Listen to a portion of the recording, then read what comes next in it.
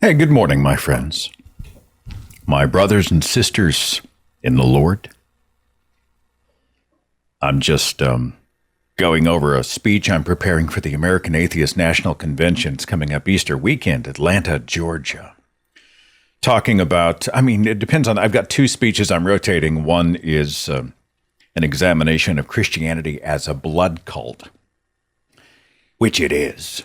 And it's a reframing, Christianity being so mainstream, we don't often think of it in terms of a blood cult, but it really is, So I've got a speech on that, and I'm doing another one about trying to be, if I say kinder, in the Twitterverse, people automatically knee-jerk and say, I'm not going to be kind to Nazis.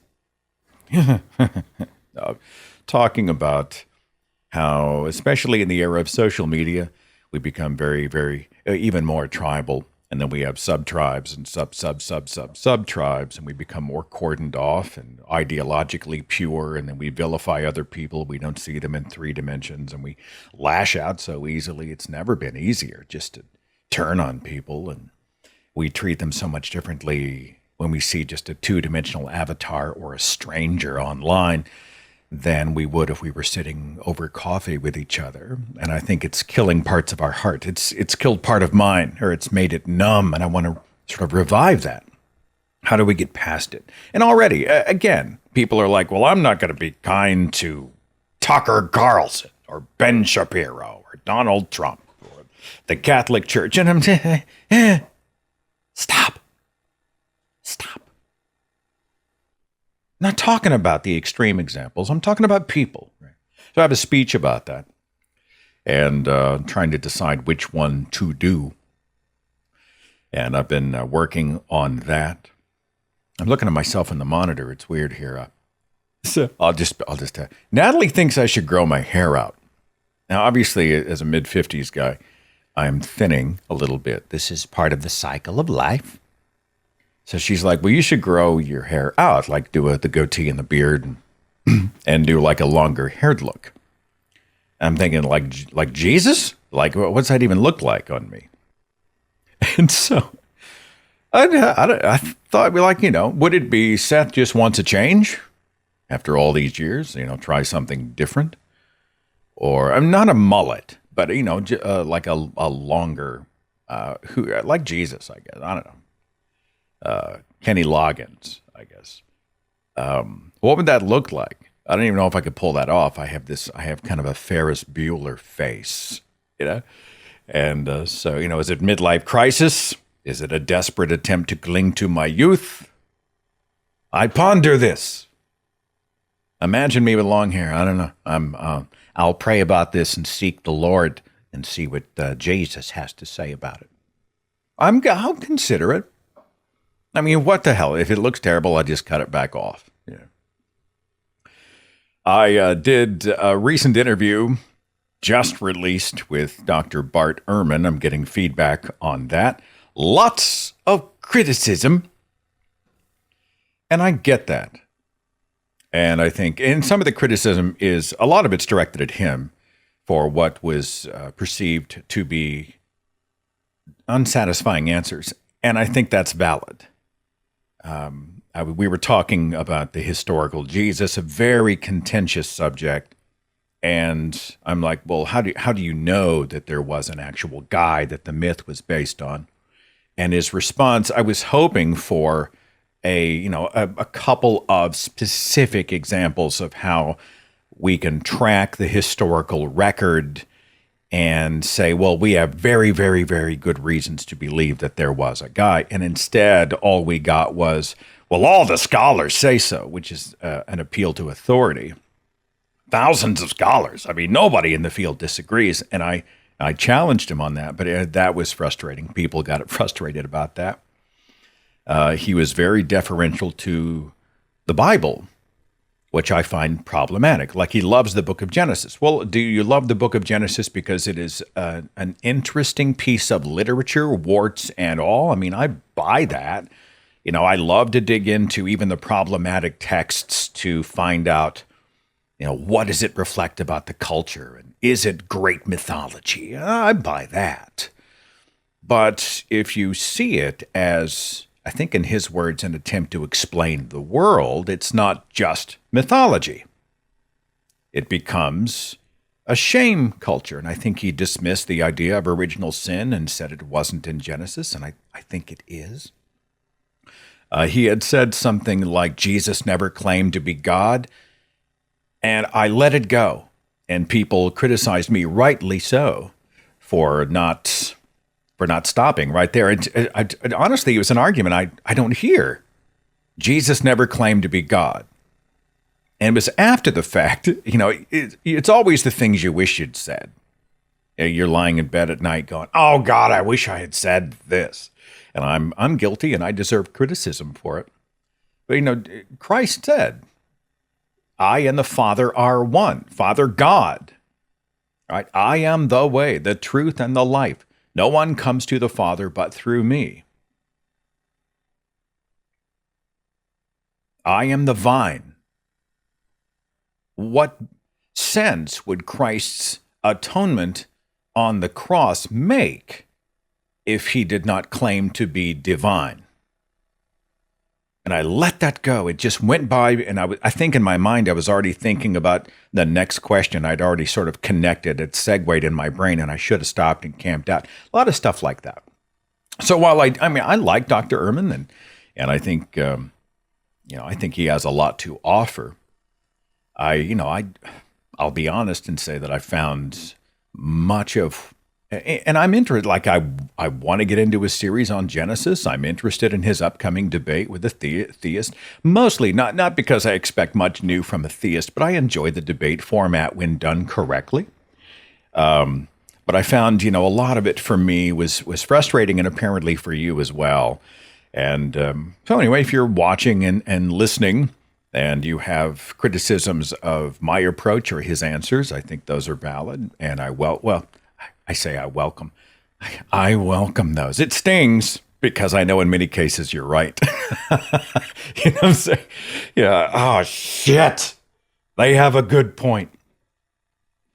I don't get a lot of hate mail, but I received, I'll call it a criticism from somebody. I don't do this a lot. I might one day, if I accumulate enough hate mail, might do a show where I read a lot of this stuff. But, then you worry that there were just trolls, attention seekers who were going to send this stuff just to get a day in the sun. And you wonder how much oxygen do you give pretty awful people. I don't mind as much somebody saying, I think you're wrong here, and here's why. But when you come after me and, you're threatening me with hell, or you're an atheist, it's just as toxic in some way, that's not a good faith exercise. And I struggle with how much. And I also struggle with much of how this plays out on Twitter. And I get a little frustrated with some of my fellow activists out there. And I'm not activist policing or tone policing. Hell, you can do whatever you want with your own channel, knock yourself out. All right? It's your channel. It's okay. Do what you want to do. I'm just saying, all I see on some channels and some pages is somebody grabs the lowest hanging fruit in a comment section or in an apologetics arena or whatever. And they retweet or screen cap them and say, ha, ha, ha, what an idiot. And that goes on. And then somebody else, maybe a troll or just somebody generally being tremendously awful, bigoted and discriminatory and hateful or whatever, and they comment, and the activist retweets that and says, oh my God, look at this bigot, this discriminatory, hateful human being. Ha, ha, ha. We must crush them. And then they get blocked by whatever account that they are retweeting. And they screen cap the block and say, I've been blocked by this page. Ha, ha, ha. Oh, God. Just a bunch of fucking white noise out there. I mean, really? Is this how we change the world? Is this how we change minds? I mean, I get venting. Maybe you're just releasing pressure, I mean, you want a lowest common denominator, you just blink toward the internet.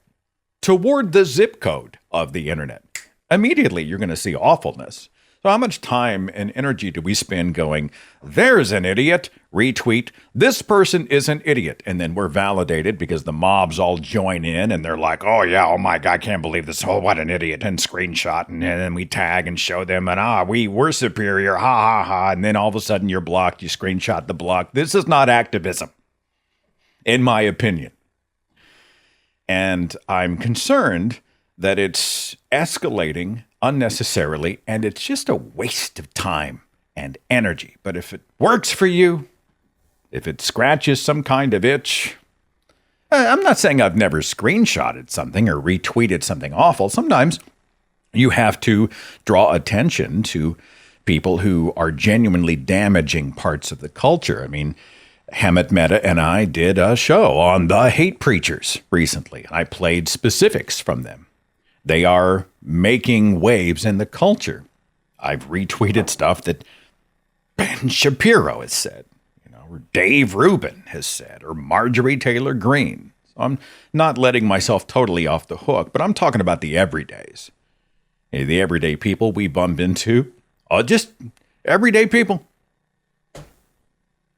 What an idiot. Yeah, they're an idiot. I agree. I went to their account. Oh my God, let's screen cap. Ha, we're superior. Yeah.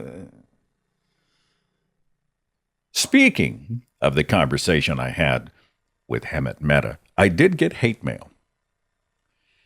And I think this speaks to a larger phenomenon that is true for me because I'm not deferential to Christianity like Dr. Bart Ehrman.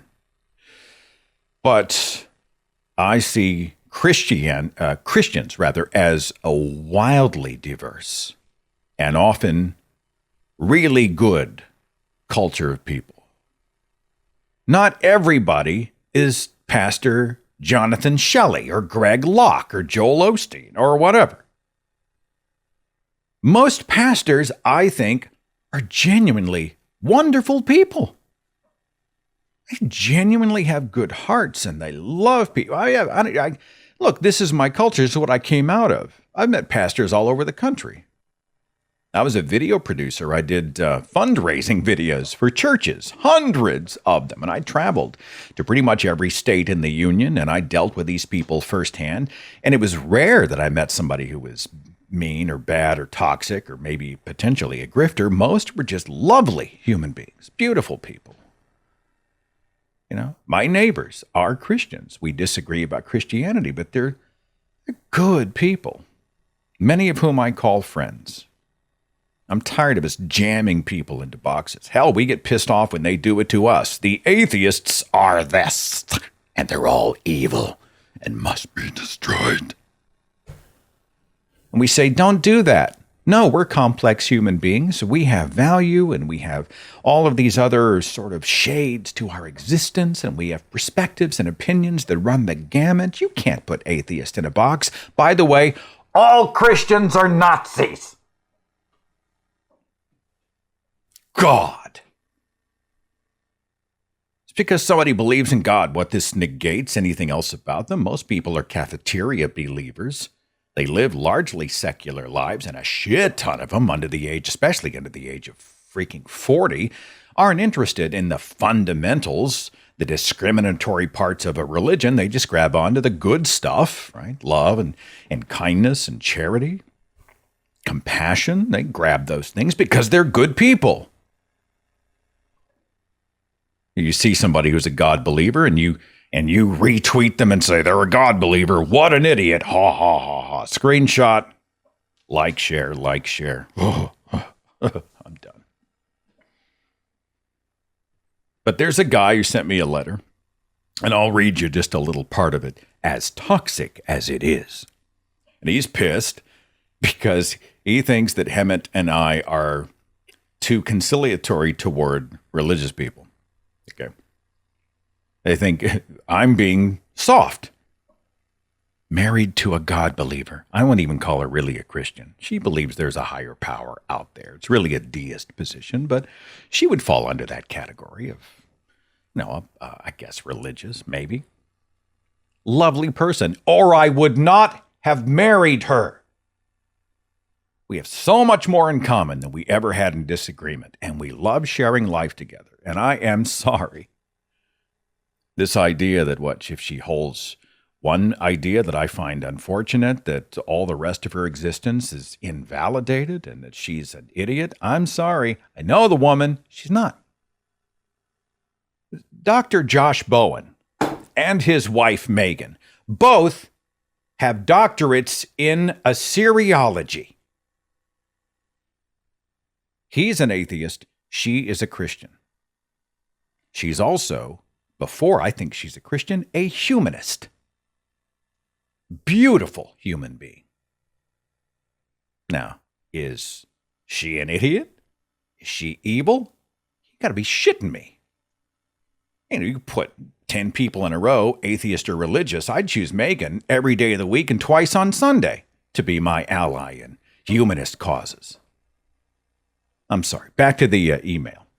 For being too soft on religion. I hesitate to even read this because it's so toxic.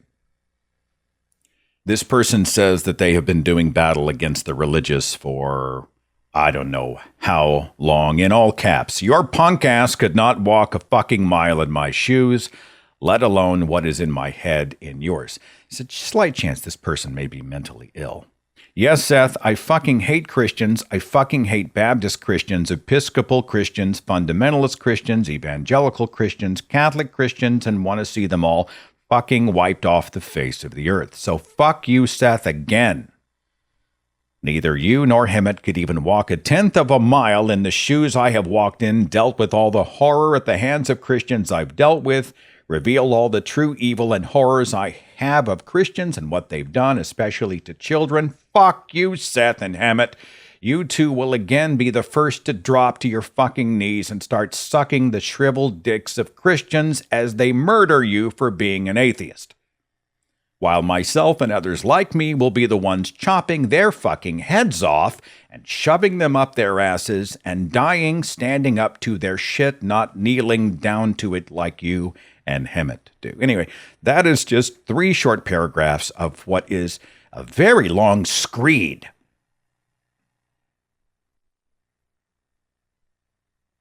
This person has, quote, my fucking unmitigated hate for Christians and Christianity. This person is a mite perturbed. I think that's fair. Just slightly agitated. I don't spend a lot of time on that stuff.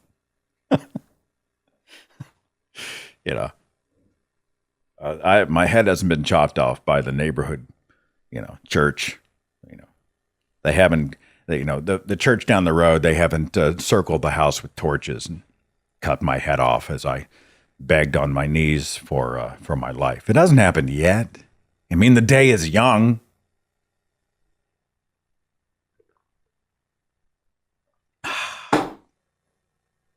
Hateful. Would I take one of my Christian neighbors over that person? You are goddamn right. Every day I would take somebody who was kinder and more gracious and more empathetic and balanced.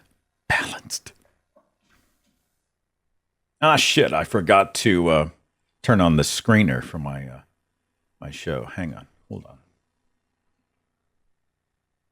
Update settings. Okay, how do I get back to my queue? Hold, please.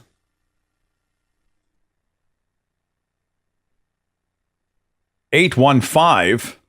Hi, who's this? Hi, is this me? It is you. I mean, I think it's you. Really, only you can determine whether or not it's you. What's your name?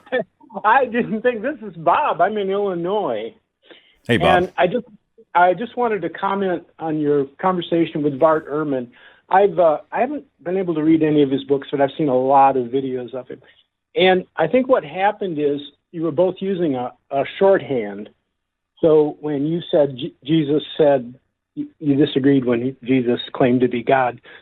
So your shorthand was that Jesus, as portrayed by the gospel writers, especially John, and Bart Ehrman, based on lectures that I've heard. In his critical analysis of what Jesus actually might have said, and he would admit that there's no way of absolutely knowing what he said, but he discounts a lot of the things that, he deems to have been added later. Like one legitimate thing was like, some of you standing here will not see death until the kingdom comes. Well, that didn't happen. It's embarrassing, but why did they leave it in? Well, because he actually said it. So when he said Jesus never claimed to be God, he's saying, to the best of his scholarship, actual Jesus never claimed to be God, but you were saying Jesus, as portrayed by the gospel writers, did claim to be God. Does that make sense? Yeah. I think another place where I failed you, the audience, is where Dr. Ehrman made the statement that mythicists simply want God to not exist because they want to kill Christianity. I think that's and again, I was sort of in the moment. I didn't really park there, and I should have. But, that's ascribing intent. I'm sorry, everybody who doesn't think there was a historical Jesus is actually agenda-driven because they have an emotional desire to kill Christianity. Well, that's a monster leap. I mean, how can you tell what's going on in the mind and heart? How can you tell what drives them, what their intentions are? That, to me, is a hugely problematic statement, and I should have planted a flag there and sort of talk that out. But again, I feel like I was navigating a lot. I could have done better, but hindsight is 20/20, right? Yeah. Well, even I think he makes too big a deal of it. Even Richard Terrier, he doesn't say, "Oh, I 100% believe there was no Jesus." He gives it a, 2/3, 1/3. So you think, he still allows for like 33% chance that he did exist, but he just wants to show that a case can be made, and it's so moot. I mean, to me, it's just so moot because we know so little about him. All these, the Gospels were written so much later. We don't even know who wrote them. It's a built-up story. It's like King Arthur. Yeah, there might have been a guy, but what do we really know about him? Practically nothing. Yeah. I fall in that same camp. I think I was a little shocked that he sort of blanched at my declaration that I don't know. I think I don't know that's kind of an honest response. I don't know. And I'm not sure I care all that much, but I think I don't know is a reasonable approach to the Jesus question. But that's just me, So, okay. All right. Anything else, Bob? No, it was great talking to you. We actually talked briefly on a RFR call once. It was a lot of fun. So, it's good. Well, I appreciate you, Bob. I hope the day is good for you. Appreciate you being a part of the show. Yeah, I'm going on a live. This Christian lady has a channel, and I'm going on a live stream with her. We've talked before. She's a really nice lady, and I'm an atheist, so we have these interesting discussions. So that's fun. That's coming up later today. So I love a good, interesting discussion. I really do. All right, you take care, my friend. See you later. Bye. All right, bye. I made a statement online recently that I'm not convinced arguments on the internet change minds. And I'll qualify that by saying that there are rare exceptions. I'm not talking about honest, good faith exchanges, which is different. I mean fighting, squabbling on the internet. No, this is wrong. Well, check your sources. I'm sorry you're so blind about this. You're just a lazy thinker. Why? You're mentally ill. No, you're not changing anybody's mind. In fact, you're probably prompting in them a doubling down. I'm doubly right. You're doubly wrong, and I'll show you. I don't know. People spend hours, hell, they'll spend days, maybe even weeks, just mashing into a keyboard with who? Over what? I'm sorry you got this so wrong, you ignorant whatever. Nah, you're not going to change the world with that. I am convinced. 240, hi. What's your name? Sorry, I'm just double checking. Heard a beep. It's you, brother. What's your name? My name's Evan Haggard out of the wonderful city of Wilmington, Delaware. How are you doing, sir? Thanks for calling. I'm well, Evan. What's on your mind? I was just listening a little earlier about your talking. I'm just full disclosure. I am atheist myself, and have been.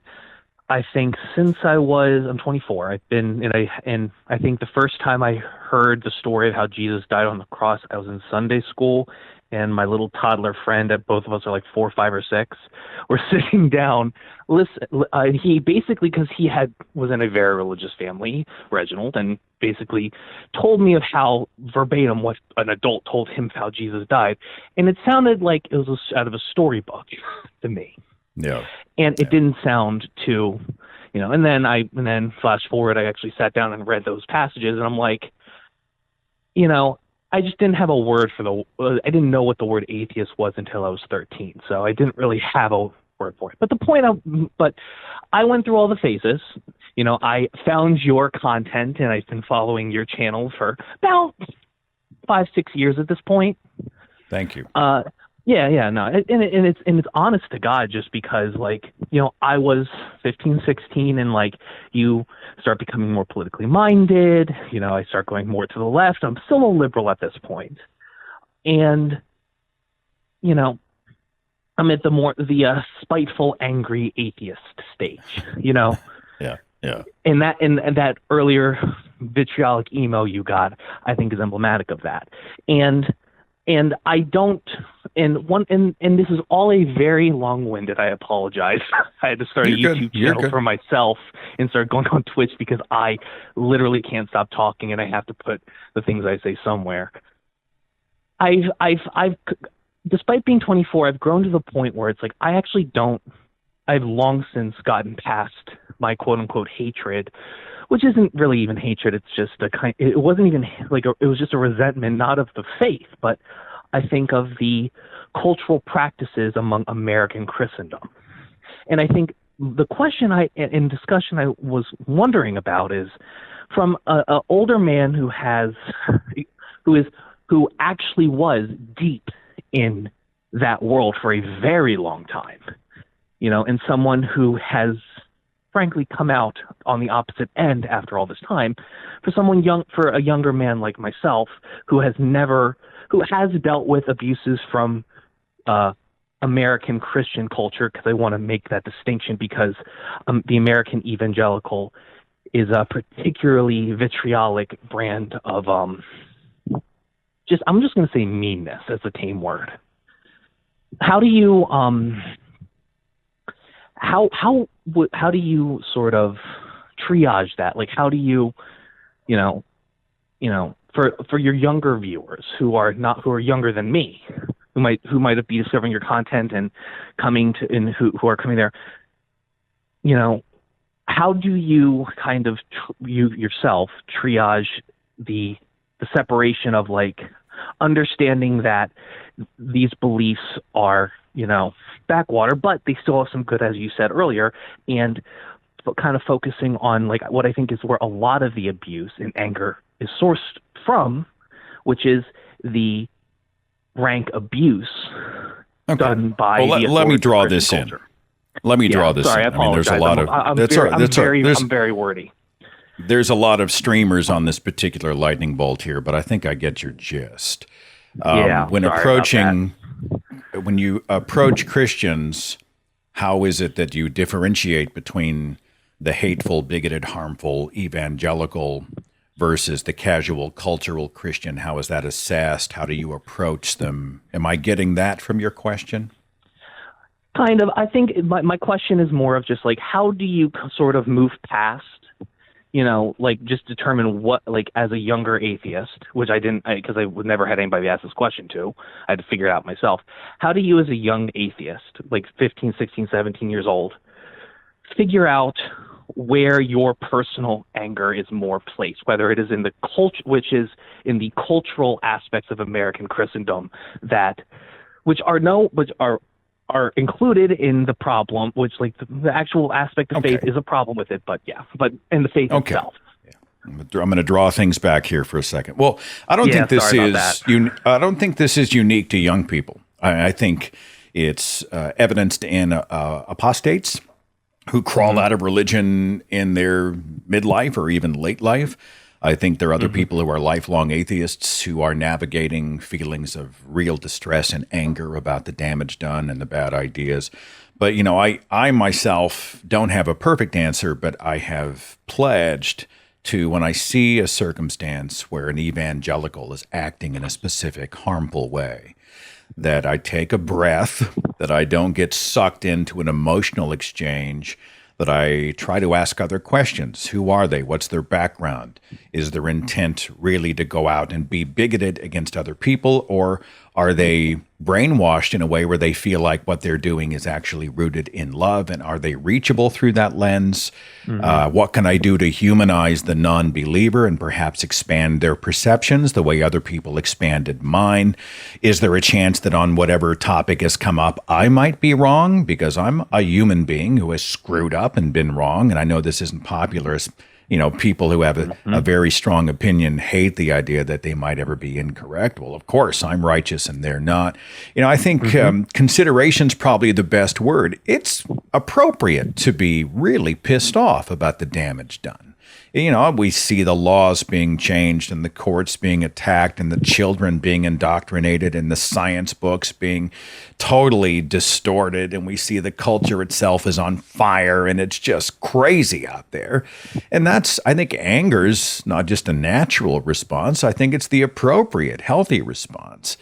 But do we then lump all evangelical Christians into a kind of guilt by association? Absolutely or do we not. acknowledge that there are people like Kristen Dumais out there, and that there are people like Rachel Laser at American Humanist, and there are other people who may be God believers who are actually on our side in terms of values? It's situational. I think we pause, take a breath, get some perspective, and try to approach these people in 3 dimensions. And we reserve our anger for those moments where real damage is being done by specific people. If we direct our anger at those people, that's all I got. So. I think that is a much more succinct and comprehensive answer than I think I would have been able to respond to that. No, you're great. No, you did fine. I mean, I know you get a lot on your mind, and I understand it's sort of a volatile subject, and I get that. It is. I saw people are like, TikTok what today, where a mother was like a 16-year-old said to his mom, like, I'm an atheist, and she screamed in his face, threatened taking Christmas gifts away. It was. Oh, I've seen the video. Yeah, I've seen the video. Terrible. It's terrible. Look, how do you get back to loving one another again, regardless of faith or lack of faith? It's not even a real question; it's rhetorical. But well, I think some people are more lovable than others. Like this guy that sent me this email. I mean, I don't have any love for that person. I don't give that person really any quarter. But you can also pity them too for being that lost down a rabbit hole. That's no way to live, man. I understand justifiable not. anger and how that anger can motivate you to go out and try to affect positive change. Sometimes it's right to be pissed, and we can be, I think I call it positive conflict. We can be even angry or frustrated with each other. But to come at people with total venom and vitriol in this way, I don't have any love for that, and nor should I. So anyway, that's all I got. I do appreciate your call, and I hope I appreciate you're well, you. Okay? You have a lovely rest of your day, and thank you for having me. All right. See you later. All right. Bye. Bye. Oh, sorry. Cut him off. My fault. Somebody in the chat asks something about, is there some place to go where you learn to speak? What did you say? Like a Christian broadcaster or Christian radio voice? Or let me see if I can find that. Who will please? By the way, I'm still signing copies of my new book. All my books, if you want. SethAndrews.com. Shameless plug.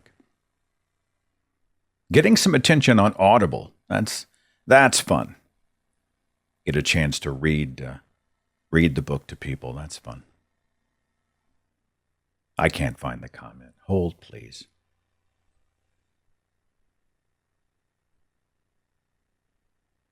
Okay, never mind. I can't keep up. I need a screener and a chat monitor person, but I've got a few people. I think Kristen may be out there, and Biddy, and a couple of other people who help mod the chat. But beyond that, I'm a staff of pretty much one, and I'm understanding of my own limitations. With apologies. On just one man, 785. Thanks for calling. Who's this? This is Amos. Hi, Amos. Did we talk earlier this month? Yes, we did. We talked earlier this month, and we've even played video games together before. Oh, so okay. Yeah. All right. What's your question or comment? My own personal deconstruction of my faith involved reading the Bible and not being able to rationalize what I was reading. I think it was like Asimov that said the road to atheism is littered with Bibles read cover to cover. With that being said, I have to keep myself in check whenever it comes to these kinds of people that speak hatred. I have a TikTok account that's growing in numbers as far as followers go, and I'm constantly putting out videos, and I do get those those hateful people, those trolls, those people who are saying stuff that, and I don't normally respond to them, but when I do, I usually try to use the same thing that got me out of atheism: reason and rationality. This is kind of one of the reasons why I love Owen Morgan. I don't know if you know who he is, but Telltale. I love his stuff because he will take the hateful people, the preachers and the stuff like that, and he breaks them down and he rationalizes and he explains. It's one thing to say, I hate your fucking guts. It's another thing to say, here's why I hate your guts, and it explaining the reasons behind it is a whole different story. With your guy who just sent you that email earlier, that very long, hateful email, I don't think he realizes. I hope he's listening, because if he is, I want you to know you're becoming the same type of person that you're against the people you hate. You're becoming one of them, and that's not the right way to approach things. So, I think people sometimes decide that anger in all of its forms is constructive if you have a legitimate gripe. Maybe I am too soft on Christianity. We can have that discussion. But, anger in all of its forms, meaning what? Just keyboard mashing, all caps, fuck you, rage, to me is, that's not a constructive approach. And it's not sent in good faith, Go ahead. One of the things that I responded to on one of those hateful videos at one point in time was to explain that at the moment that you realize that you decide you have to attack me in that manner, that's the moment you yourself know that you're wrong. You know you're wrong in what you're thinking and what you're believing. Otherwise, you wouldn't have felt the need to do so. You would not feel the need to attack me, because truth in and of itself stands on its own. It does not need anything to back it up. Lies do. Lies need you to do that. They need you to attack and be hateful and vitriolic in order for them to be able to continue their momentum. That's my do you feel, though, it. Amos, do you feel that the ad hom is always a betrayal, that they don't really believe? I think a lot of people who genuinely do believe will go to the ad hominem simply because they have a weak argument and they're arguing emotion. What's that line that says, once somebody has resorted to name calling, they've lost? And I think there may be some truth to that. Once we get past, I disagree with your position, to you're an idiot, or, your whatever piece of invective they want to toss out. Whenever they believe that stuff, like if they truly believe that stuff, it's one thing, like I said, is to attack me. But if they actually start coming at me with, here's reason why, then I think maybe they actually believe what they're saying, and they're coming at me with, their reasoning and their rationality. But if it's just you're going to hell, stop what you're doing, and not any kind of reason or rationality behind it, well, then at that point in time, I think that in the deep depths of their mind, they don't actually believe what they're thinking. They're just holding on to it for some reason, whether it's comfort or whatever that makes them feel better. And that's just me coming from. I learned. I went through psychology. I went to the school for psychology, and this is where a lot of this is coming from. And I actually think that this is. I've analyzed. This is what I spent most of my atheist life doing, is analyzing Christians. And I don't know if I'm right for doing so, but I try to figure out what I was thinking back when I was a Christian and what they're thinking now, kind of thing. All right, Amos, let me chew on that for a minute, but I appreciate the perspective. Thanks for being a part of the conversation today. Be safe out there, No brother. problem. Yep. Bye. All right. See you later. I remember back when I was first coming out of the faith, I just read the God Delusion along with other books, and my mother had not read any Dawkins, really didn't know anything about him except he was the atheist. She saw him as kind of a, she is religious, and so she often sees all other entities in terms of religion. You have a shepherd and you have sheep. And when she would refer to Dawkins, she would just call him, well, that Dawkins idiot. And I don't know, you can call him whatever you want. But this is 2008, 2009, so it's like 13 years ago. But this is the example that pops into my mind. And so, realizing that she knows nothing about evolution. I know she knows nothing. All she knows is the misrepresentations about how we have evolved. Basic biology has totally eluded her. She genuinely does believe the book of Genesis, Adam and Eve. We are created and have always existed in our current form as written in the scriptures. So when she uses the ad hom and says that Dawkins idiot or whoever, that those atheist idiots or whatever, she's using the ad hom, but I don't think that means she doesn't genuinely believe. I think she may be insecure about that belief. I think she may be arguing emotion regarding that belief, but I don't think it's due to a lack of conviction. What are your thoughts? I would welcome them. 321. What's your name? Hey, this is Trevor from St. Pete, Florida. How are you today? Hi, Trevor. I'm well. What's on your mind? So, I actually have a really, really quick funny story. So I grew up in private Christian Southern Baptist schools down here in fucking Florida. This place is a hellscape. But the first story is the first time I met my ex-fiance's father. We had been dating for probably just about a week, and I'm a very heavily tattooed atheist. They're very conservative Southern Baptist Christians. Her car gets towed from my apartment within a week of us dating. So guess who I get to meet within the first week? Her family. Let's just say that did not end well. Like we ended up having a couple of like really good discussions because of course because of who they are, they had questions for me about atheism and what it means to be a humanist and all the very understanding questions. So that was kind of interesting. But we were out talking one day, and because he would always bring up different Bible verses to me because I've read it probably 5 times at this point.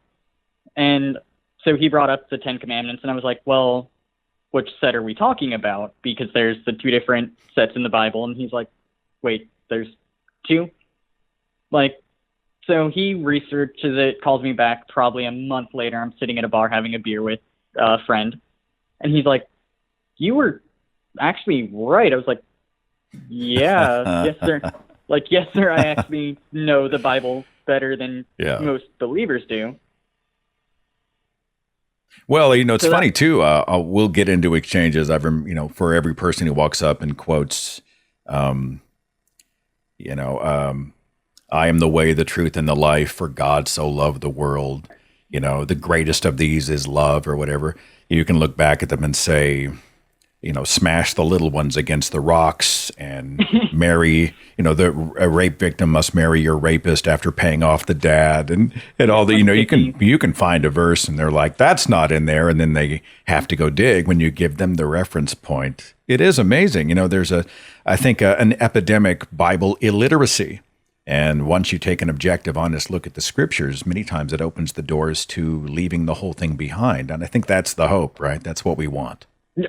Yeah, and because I went to the private Christian school that I did, I think I left the faith when I stopped believing when I was like 13 or 14 because I sat down one summer and I was like, I'm actually going to sit here and read the entire Bible cover to cover. And I did. Go ahead. There was a pause and I jumped in. Go ahead. Sorry, I was taking a sip of coffee. But yeah, You're good. I got back into the first week of school, I started questioning our Bible teacher, and he's like, you're just go sit in the back. Like, just sit there and shut up. Don't put ideas in other people's heads. And it's like, but you're teaching the Bible, and I have legitimate questions about it. Like the difference between how to think and what to think. And it's not really about engagement and education. It's about indoctrination. It draws this huge circle around the problem.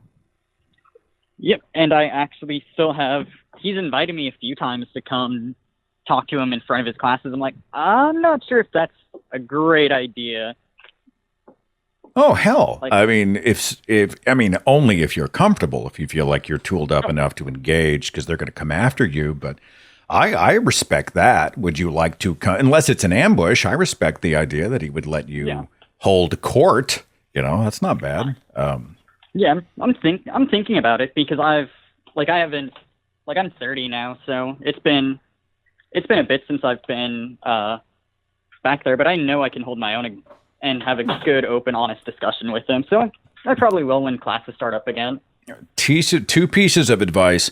One is use a lot of questions. Two, do not get sucked into an emotional exchange, right? You got to be calm. The traps that I've fallen into, I'm trying to do better. But, obviously these are hot button issues when somebody says something and I know this is factually wrong. This is not in the Bible, or it is in the Bible, or you're misquoting, or this is just a stupid argument.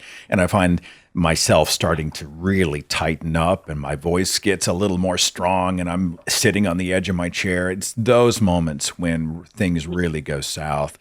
Be calm, use a lot of questions, engage in good faith. I think, and let me know how it goes if it happens. Okay, bro? All right, sounds good. I will send you an email. All right, see you later. Take care. All right, bye. I remember when I was at Iowa State, somebody stood up and he said, well, we know Moses wrote the first 5 books of the Bible, or we know Moses wrote Genesis. And I mentioned the Pentateuch, and he's like, well, yeah, we know. And I'm like, well, Moses died in Deuteronomy, and somebody chronicled his death from a third-party perspective. Did Moses crawl out of his grave and grab a quill and parchment and go, Moses died in the third person. Moses died at the age of whatever. Well, that's a question. It's not, what a stupid question. It is, well, isn't this true? Burden of proof remains on them, and then they are having to go and meet a burden of proof. It's beautiful. It's beautiful. 630, hi, who's this? Hey, Seth, it's Pat Voss from Chicago. Thanks for calling. What's on your mind, Pat? I actually had 2 questions, and I'll be fairly quick. First question is kind of surrounding what we've been not dancing around for the last few callers, but really like an education system flaw, it seems. Because I do notice that, as people are saying, most Christians or most believers don't read the Bible, or they're given Holy Book. But then also I'm noticing that science illiteracy is running rampant, especially in the U.S. Is that a problem that you see directly correlated to not instilling critical thinking skills, or is it just that people are maybe brought up into different situations? Well, I'm no expert. I see about 100 gears in that machine. I do think religion often plays into that. You teach people the answer with a capital A, and now they're going to stop asking questions. Why bother? This is settled law, so to speak. I think we're struggling in a culture of intellectual laziness. I think we like the short, pat answer that keeps us comfortable, and the desire for easy and comfortable is a human desire that goes far beyond religion. I think once the world becomes complicated, I think we tend to blink out and we resist. This is true for religious people. It's true for non-religious people. It is a human phenomenon. So, that and a bunch of other things. I think the biggest crime that I see happening with education, I don't know about the rest of the world, but in the United States, is that we have decided education is bringing people into a science classroom under the fluorescent lights and teaching them data points. Where is the wonder? Where is the moment of discovery? Where's the excitement where you really get jazzed and charged about how the world works? And this is how chemistry makes this possible. And this is the cosmos. And here's our genome. And to present it in a way where it's not just, memorize, take a test, but how do we really get into it so we can take it personally? I think we have hugely failed in that regard in this country. And if we're going to change the culture, I think we have to be excited about science and find a way to communicate it in an exciting way. That's just my 2 cents. And the final question would be, and I appreciate your answer on that, the final question would be, saying that there's atheists out there that, can admit, they say that they don't know whether or not there is a God, or there could even be a possibility of a God concept, whatever that may mean. But a lot of people may call themselves like agnostic atheist. But I noticed that there's a few people that I've spoken to, like I interviewed Dr. Carrier a couple of weeks ago.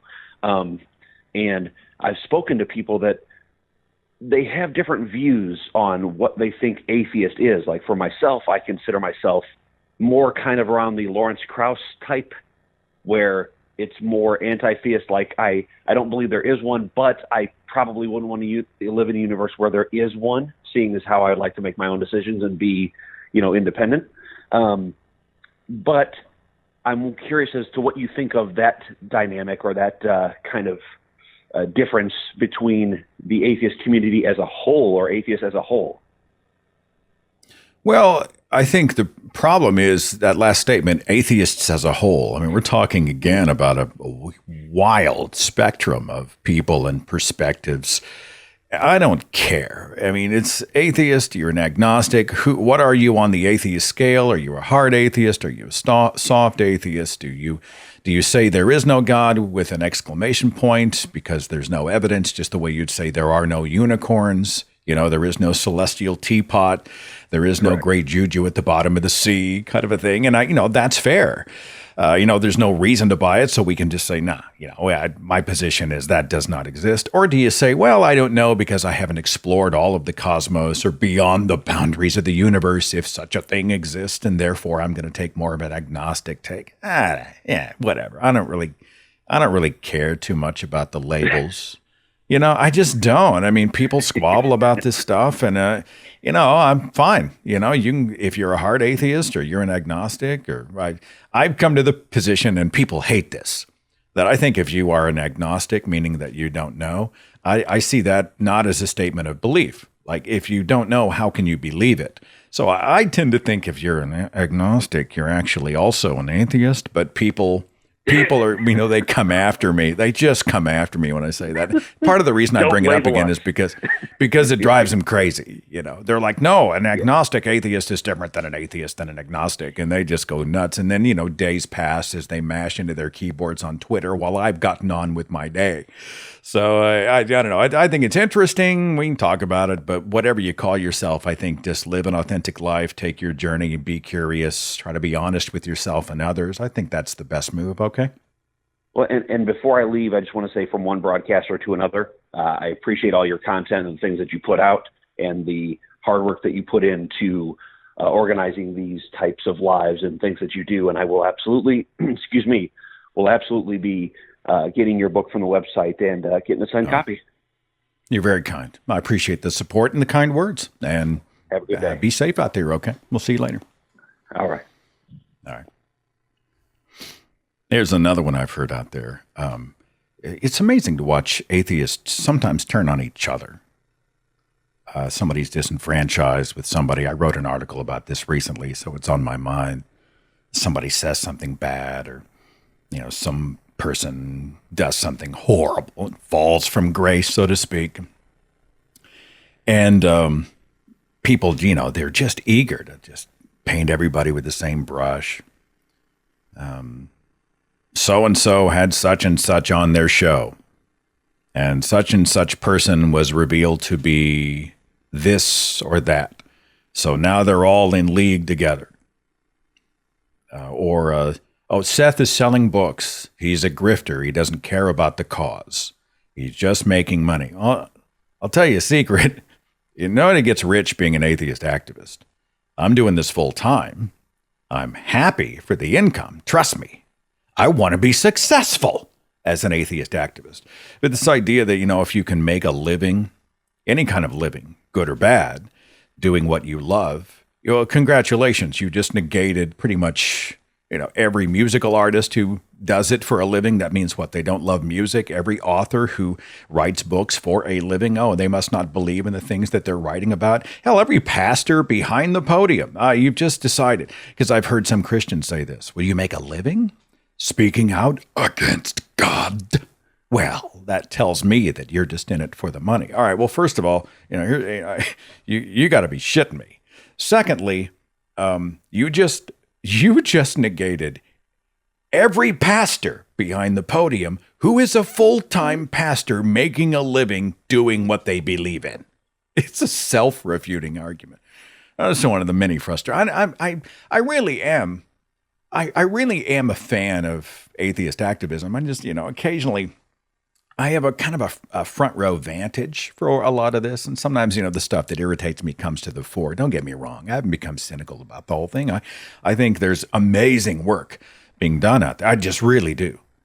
I think, there are stories every day of people who stumble across a channel or a podcast or an article or a blog or a speech or something. And, they needed that kick in the teeth. They needed that encouragement, that pat on the back. And they caught that at the right time, and it ignited in them a desire to continue the journey, and it helps to extricate them from religion. These stories happen all the time, every freaking day, and atheist activism is a huge part of that.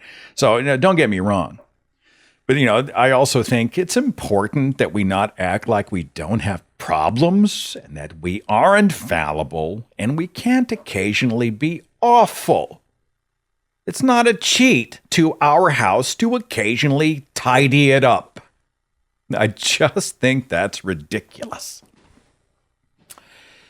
Okie dokie. 814. Hi, who's this? Hey, Seth, this is Joe from Pennsylvania. Hi, Joe. What's on your mind? What do you want to talk about? Hey, Seth, I'm intrigued and can relate to your story about your father, and I just wanted to talk to you about my relationship with my father. It's kind of similar. Okay. He's a Christian pastor and has been for 45 years now. And the last time we talked was like last summer, probably about like 8 months ago. And so, of course, I brought up passages in the Bible that are problematic, So I mentioned the flood, in Genesis, and his response was, well, God should have wiped us all out. The fact that he let anybody live makes him gracious. So, sorry, it's a little bit. No, you're fine. You're fine.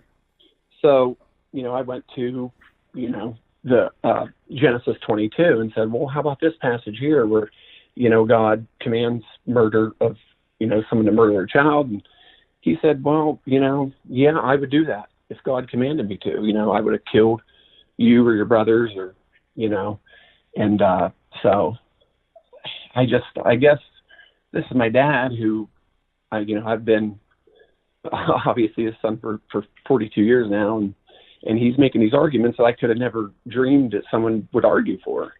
So I guess my question to you would be, if you could go back and do anything different with your relationship with your father, would you have done something different? Or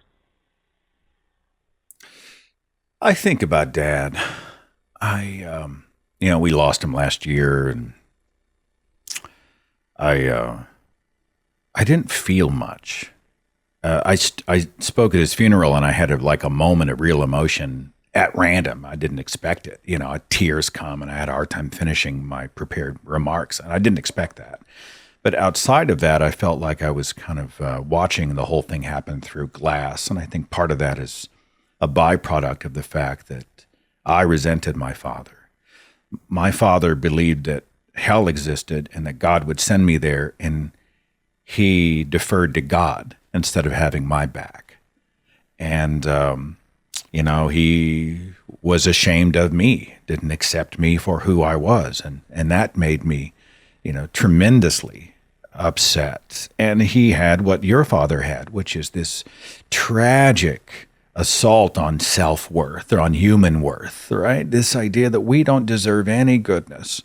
We all deserve the worst of the worst. And if God says execute or enslave or rape or imprison or burn alive for all eternity, God's God and he deserves whatever he wants because he is sovereign and holy. And we, these pithy insects, whatever scraps of goodness we get, that's just a bonus because we really don't even deserve the scraps. Man, that's tough, as you know, right? I mean, you heard it firsthand. And in that way, in your mind and heart, as a human being, as a son, you felt disposable, right? Yeah, absolutely. I when I hear your story, it's like exactly exactly the same thing. But look, let me say this, okay? As a brother, you are not disposable. You have value. You have worth. You have goodness, and your father does not get to decide who you are or what your value is. And I think at some point we grieve the fact that this brainwashing, this indoctrination has so damaged them. But I think, draw that circle around yourself, look at yourself in the mirror on your terms and see the value that you have and congratulate yourself for seeing goodness in humankind and not believing that we all are awful enough to deserve torture and to have liberated yourself in so many ways. You got there. Your father may one day, he hasn't yet, but you did. And, give yourself some credit. You've liberated yourself. Many people do not. So congratulations and all props to you, my friend. Yeah, well, thanks, Seth. I appreciate it. I just, I guess, in the last almost a year now, I guess when we see each other, we just make small talk. I guess I just don't feel like we have anything in common, other than DNA. But yeah, I get that. Know if there was something, you're related to people you don't relate to, and this happens all the time. And the reason is that they have drawn that line. You want to lean in. You want to be a son to your father. They have drawn the harder line of qualification, right? Here's the test that you must pass to receive our full acceptance. It's their fault, man. It's not yours, okay? Yeah, well, thanks, Seth. You're my hero. You have a great day. All right, thanks for calling. Breaks my heart. Man, you see these sort of emotional blackmail that goes on between family members and families. That can be amazing, and dear God, if you'll pardon the expression, they can be cruel. 475, hi, who's this? Hey, this is Tyler. What's on your mind? Tyler from Connecticut.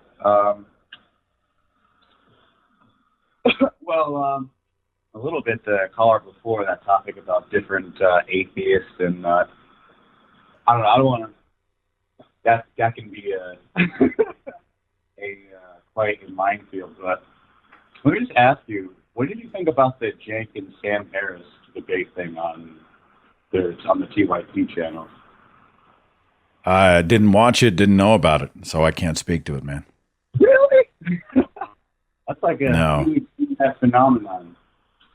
No, I'm sorry, I missed that particular deal. He debated who?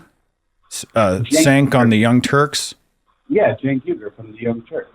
I don't know how to pronounce it. I just see it and write C-E-N-K. No, I don't know anything about it.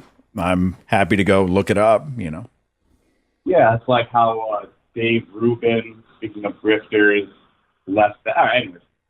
Yeah, there's a lot of lore there. I want to talk about politics. I can. Are you on speaker? Yeah, I can take. All right. Can you pick up the receiver? Hey. And I think. Oh yeah, that's a little better. Okay, go ahead, brother.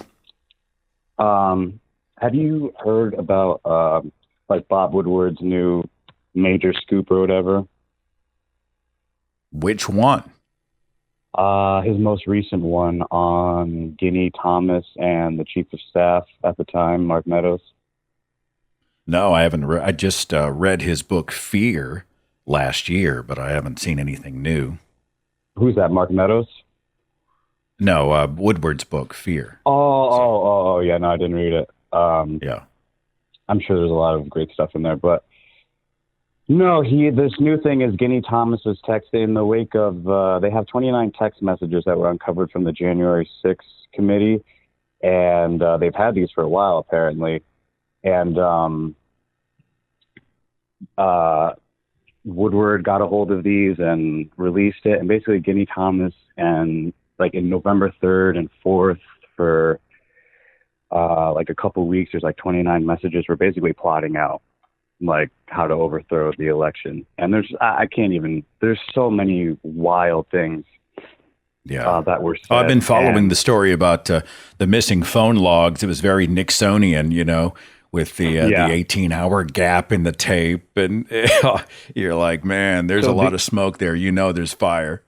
There's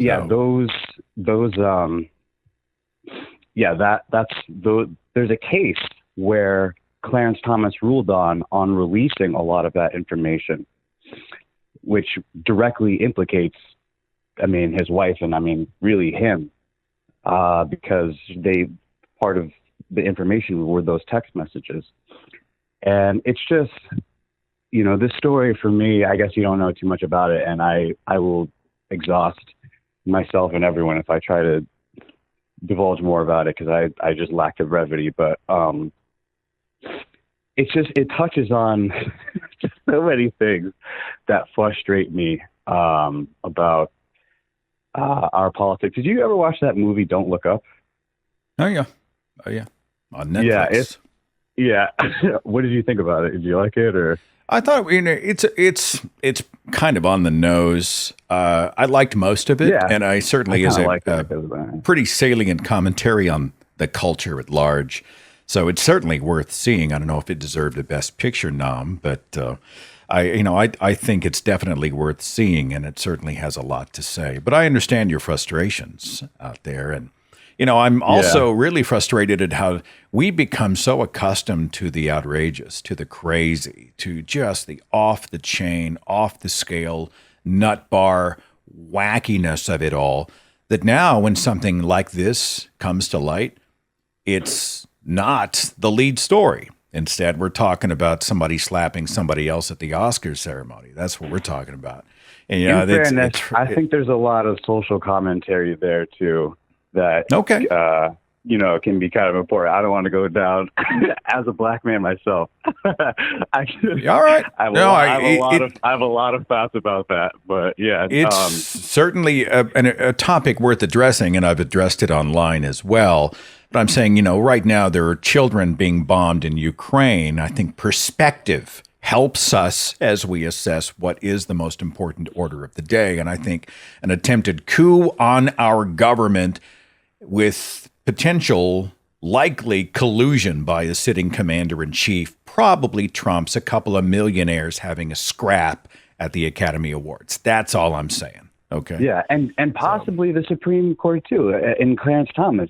How, it's his wife. They go. It's just. One last thing I want to say about all of that is that I just think that the level of benefit of the doubt and like deference that we give to like the Republican side is just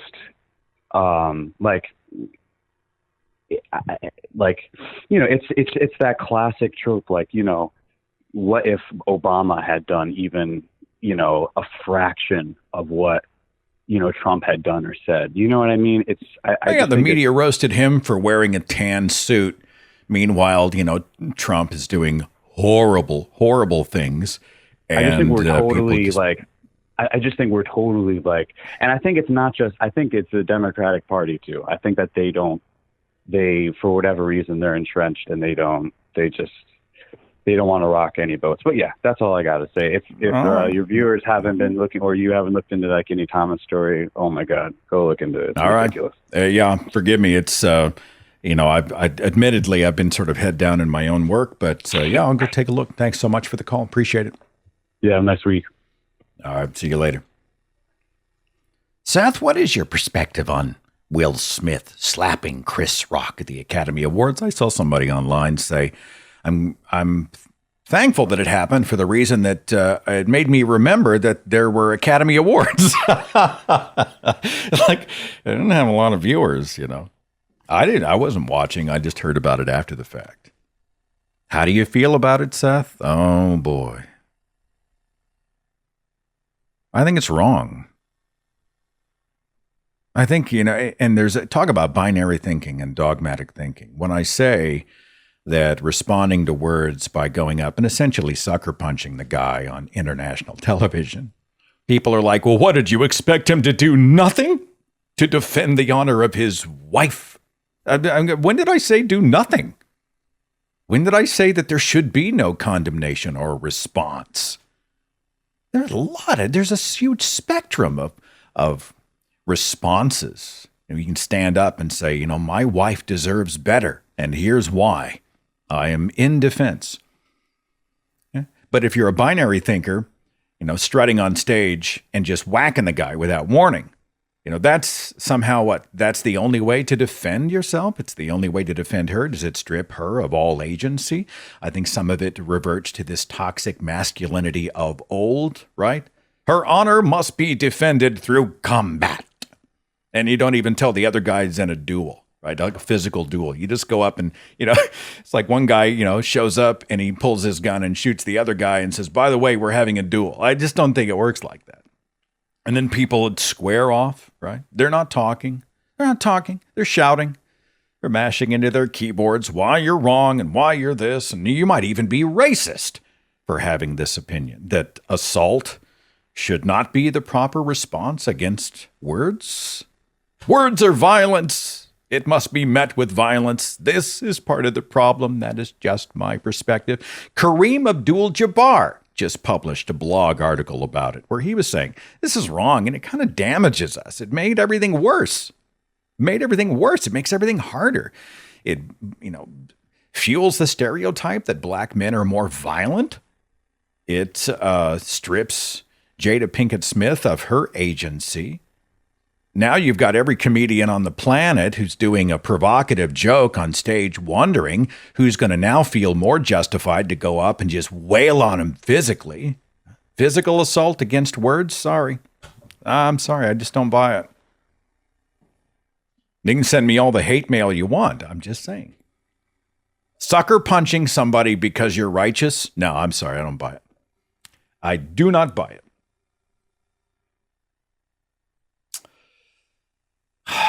Laura, thanks so much for calling. Are you with me? Yes. My name's Lauren. Forgive me. I saw Laura. Your name is Lauren. Appreciate your call.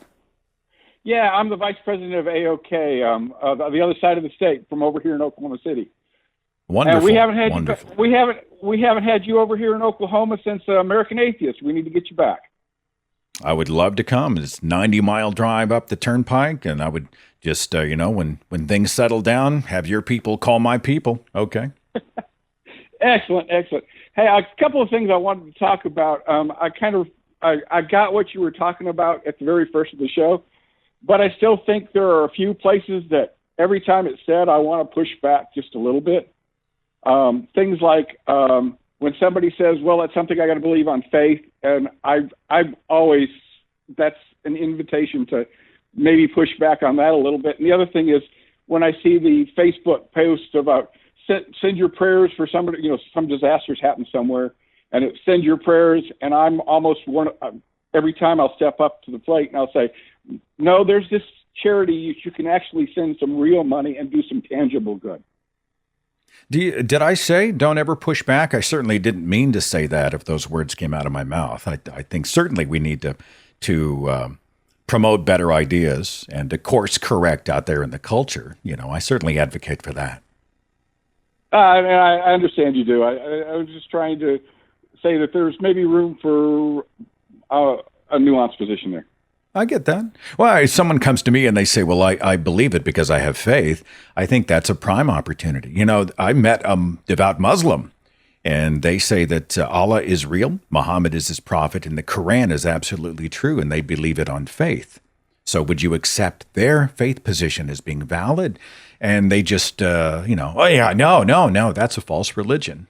Well, again, back to street epistemology and the Socratic method. Well, if I'm a neutral observer, how would I be able to tell the difference between his faith and your faith? So, yeah, I think that's a great thing. We can go out and engage the culture and ask people to meet a burden of proof and promote better ideas. That's a good point.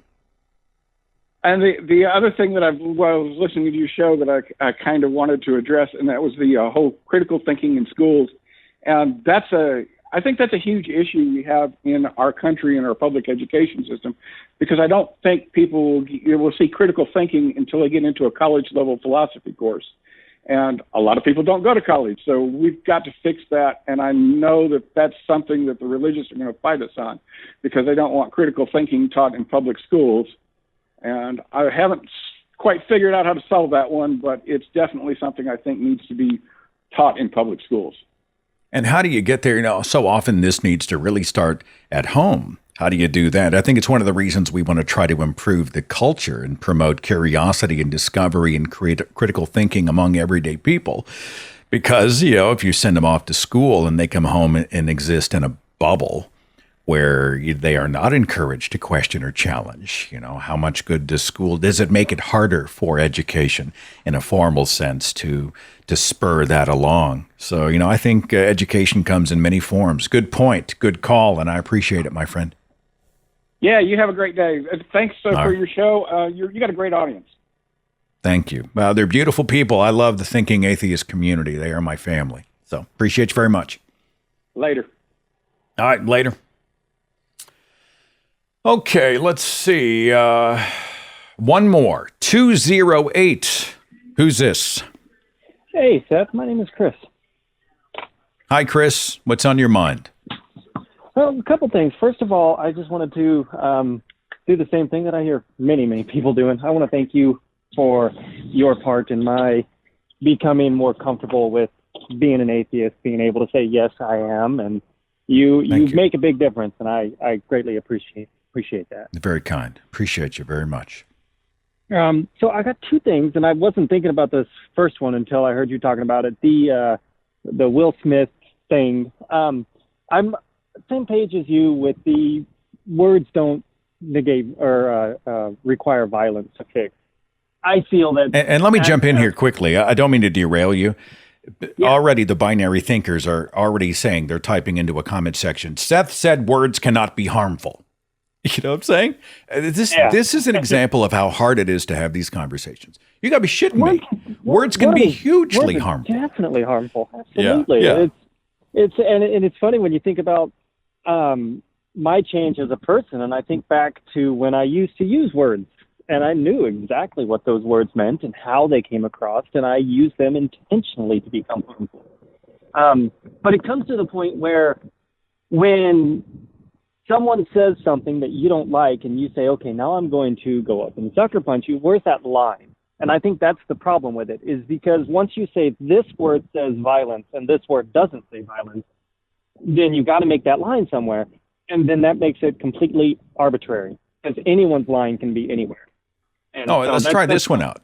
Let's try this one out. I'm a devout Christian, and you come out and you mock or ridicule my heavenly Father. Oh, you know what? You're going to insult my heavenly Father. Your words are violence. Now I'm going to walk up to you, and without warning, I'm going to wail on you physically, right? Because words are violence, and because my God's honor must be defended. You have blasphemed my deity. I mean, you can draw that line subjectively wherever you want and try to justify it however you want. I just think, I'm not sure I want a mob rule culture.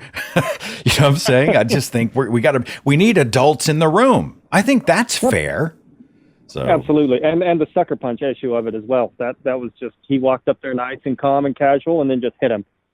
You know what? At the very least, you know, say, hey, I'll see you out back after the Academy Awards are, pal. You know, right, I'll be out there waiting. Hey, meet me in the you know what? We're going to settle this. The gloves are, I mean, you know, it's not that I advocate that, but, you know, at least let him know he's in a duel, you know. Right. I'm sorry, go ahead. You had something else, or was that it? The other point that I really wanted to get at, and like I said, that came up just because I heard you talking about it. I've wanted to be an activist for a while, and that was mainly in part to like the Atheist Experience and Matt Dillahunty, and then I've watched a lot of R and Raw, and again you. And I wanted to take that leap into activism, but I don't know how. I consider myself extremely ignorant. I hear a lot of times references to my state in Idaho being a very religious state, and I don't see it. I don't know much about it. I ask my kids about their schools to make sure they're not getting like indoctrinated or anything like that, but I don't know much of what's going on. So what is the best way to, or I guess in your opinion, the best way to start going out and becoming an activist for people that at this time I don't see directly? Okay. When you say you are ignorant, you mean ignorant about theological issues or about religions in general or science or the culture? I would say I'm ignorant to the culture of my area. Like I said, a lot of people make references to the state of Idaho being extremely religious, and I don't see that. I do have ignorance to the Bible, but not nearly as much as like most theists. I am pretty learned in it, and a lot of that comes from listening to other atheists, and they point out parts of the Bible that I haven't read. I grew up Pentecostal, as I hear you talking about a lot in your podcast, the jumping over pews and speaking in tongues and all that. Yeah, that was my religion. And we cherry-picked all the really great Bible verses and all the things that said this is what you must do, but never talked about anything like Matthew 5 or the going and killing everybody in the town and saving all the little girls. You know, we never read about those. So I have started to read the Bible again objectively, but I don't know where to start, I guess.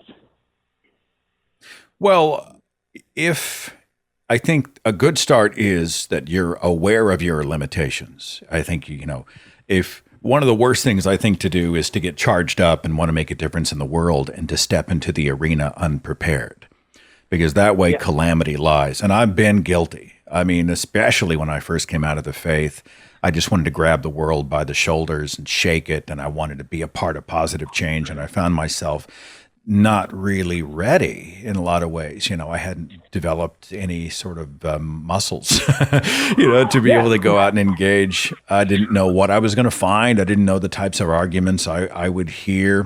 I was emotionally kind of all charged up. And so I'd easily get suckered into these really frothy shout fests. That's a trap. And so from my limited perspective, I would encourage you not to feel like activism is necessarily pro-activism at first. This is maybe a great time for tooling up. Find out what your passion is. What's your area of interest? Is it your former faith because it's what you can speak to personally? Then get into the history of the Pentecostal church, and you can actually learn more about what they believe based in the Bible. What do the Bible verses say? What are the refutations to those Bible verses? You can essentially fill the gas tank up a little bit. Be patient with each other, and be patient with yourself. And then when you feel like you're ready, I would start with engagements online before I engaged one-on-one in person. Get into some conversations, not shout fest, but engagements, discussions, discourse online with people, and you'll be able they'll find the holes in your position. They'll find maybe instances where you are wrong. You can use that time online as a shoring up period, sharpening your knives, getting better at exchanges. And I think then the natural segue from that is the one-on-ones, the eye contact, the voice-to-voice, person-to-person discussions happen after that. I think it's incremental. Just be patient. And I think use that first section of time to tool yourself up, immerse yourself in the information, hear the refutations, go through it, and I think the rest may come naturally once you do that. All right? All right. Yeah, I really appreciate your input on that. Awesome. All right. Best of luck. All my best wishes, rather. And I hope it goes well for you, okay? Thank you. Love your show. All right. I'm finishing through the whole playlist right now, so it's a great time. All right, thanks a bunch. 600 plus shows, so that'll take a while. Can you believe we've been on, I think, what are we up to, 630, 620, something? I don't know what the show number is this week. I have no idea. It's amazing. 12 years, coming up on 12 years of broadcast, and people are still here. You're still here. What's that about? But I'm glad you're still here. I'm glad for you in general. I hope you're safe and well. I hope the month of April brings you very good things. I hope we can all be discoursing, and even when we get good and angry for justifiable reasons, that we are engaging in positive conflict and not just frothing vitriolic outrage out there, because that's not how we change things. And I don't know about you, but I want to change the world. And I hope you feel the same. Be safe, be good, and I'll catch you later.